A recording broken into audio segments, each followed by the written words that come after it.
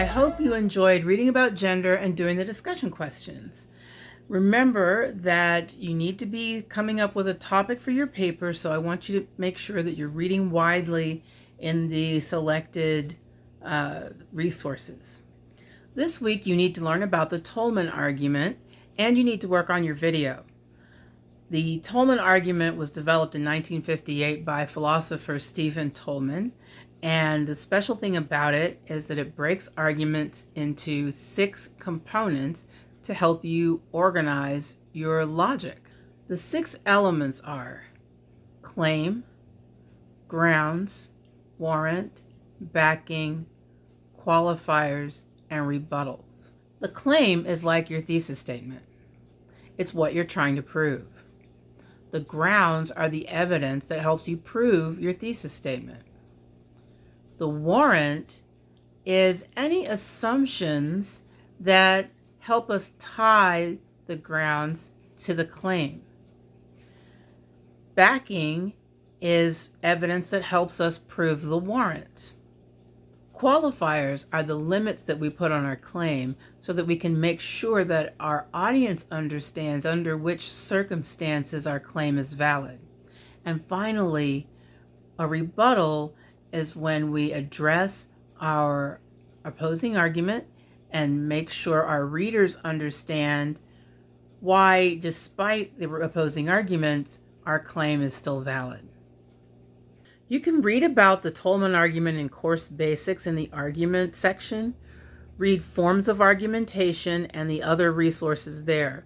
Also, I put a video there that explains the Tolman argument, so watch that. And if you have any questions, we'll discuss them in our Blackboard Collaborate office hour at class time on Wednesday if you're in the Monday-Wednesday class, and on Thursday if you're in the Tuesday-Thursday class. Today I want to discuss a concept that might help you understand why our society is structured the way it is regarding gender. Much of that structure depends on an old concept called the Great Chain of Being. The Great Chain of Being is a ranking of living things and non-living things, and it goes all the way from God being the highest to inanimate objects being the lowest. While the idea for this kind of ranking system is not new, it actually dates back through antiquity.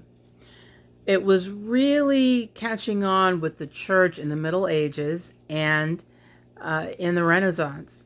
And so a lot of the ideas from that we still have today. Here's a picture of the Great Chain of Being. You can see that it begins with God at the top, and then angels and other spiritual beings, then humans, then animals, then insects and plants, and finally rocks and other inanimate objects.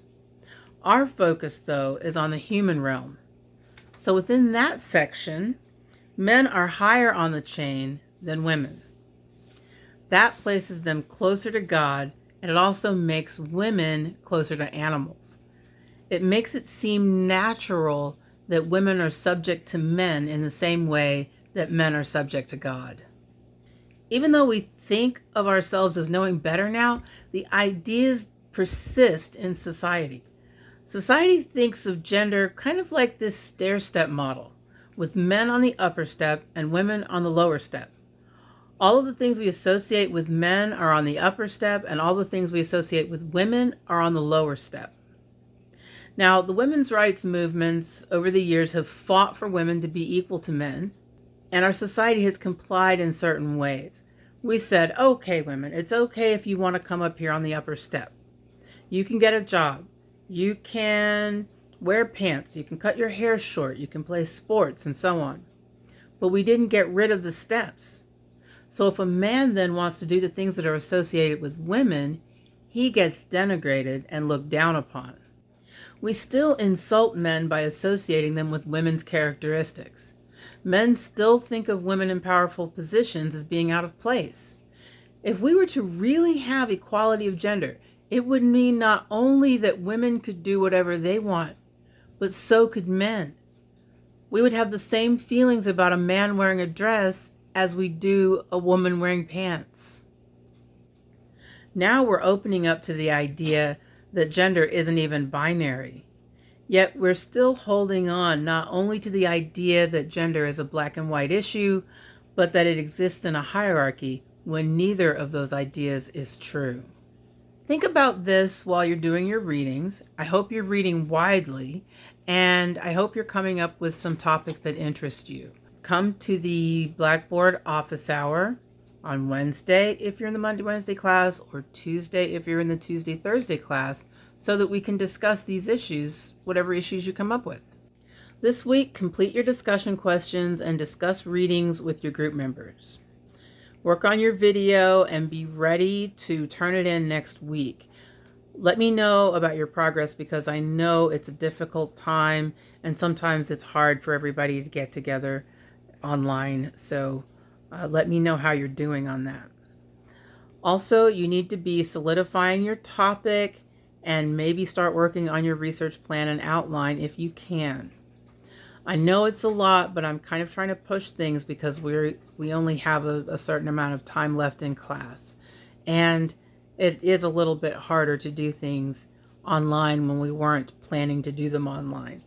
So let's try to work as hard as we can, and I'll look forward to seeing you at the office hour. Stay safe, shelter in place, be good. I'll see you on Wednesday or Thursday. Bye-bye.